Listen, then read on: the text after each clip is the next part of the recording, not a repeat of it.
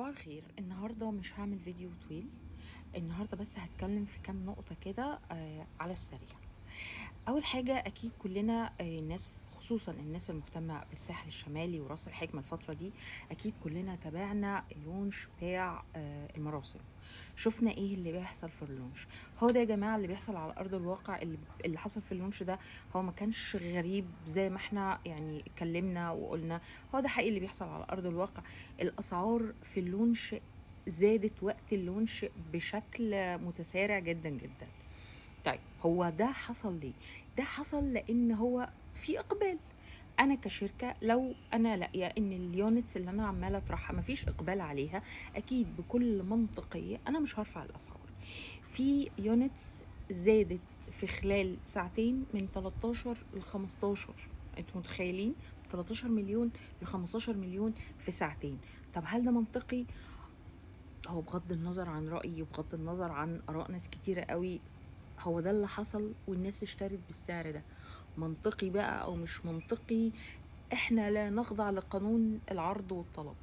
مصر ما بتخضعش لقانون العرض والطلب. مصر والله احنا نزلنا يونتس بأسعار معينة واليونت دي اتباعت وكان عليها اقبال وكان عليها خناقات يا جماعه. والله كان في يونتس عليها خناقات حرفيا.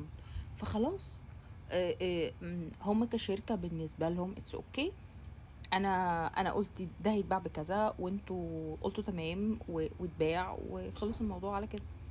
فبالتالي نطلع من الموضوع ده بايه؟ نطلع من الموضوع ده ان في حرب قادمه على الساحل الشمالي.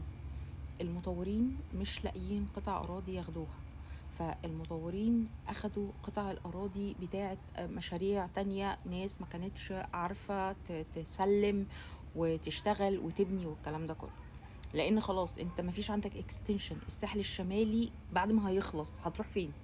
هتطلع ليبيا. ما فيش عندك اكستنشن بقى خلاص، فخلصنا شكرا يعني. فبالتالي الاستثمار في الساحل هو فرصة وفرصة جيدة جدا. الناس مش هتبطل تصيف اكيد. مش هيجي علينا وقت نقول لا خلاص احنا بقى مش رايحين نصيف السنه دي واحنا تمام كده. فالناس مش هتبطل تصيف، بل بالعكس انت ممكن تبص لها بقى من نقطه تانية، والنقطه دي انا بشوفها كويسه قوي.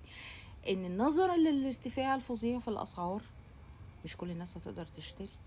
فالديماند على الايجار هيبقى عالي قوي قوي. فده الفرصه بقى ان الناس اللي قادره تشتري تشتري، لان في فئه كتيره جدا جدا هي مش هتقدر تشتري فهتضطر انها تأجر. لان احنا اكيد بنصيف واكيد هنطلع نصيف. ما فيش اسره في مصر ما بتطلعش تصيف حتى لو مره واحده في السنه. فكل الناس بتطلع تصيف. فبالتالي الاستثمار في الساحل هو جيد جدا. ايه الفرص اللي عندنا الفتره دي؟ عندنا اكتر من فرصه الحقيقه. عندنا سودك نازلين بمشروع.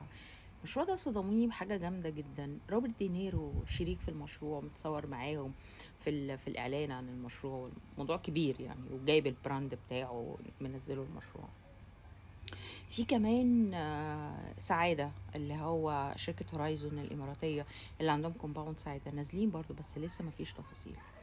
الخلاصة يا جماعة، الصيف والساحل وراس الحكمة احنا معانا 4 5 سنين هيكون ده حوارنا. صباح الفل، صباح الخير، صباح الرزق. اللي محتاج اي حاجة يكلمني، اللي عايز اي استفسار عن اي مشروع يكلمني. صباحكم فل.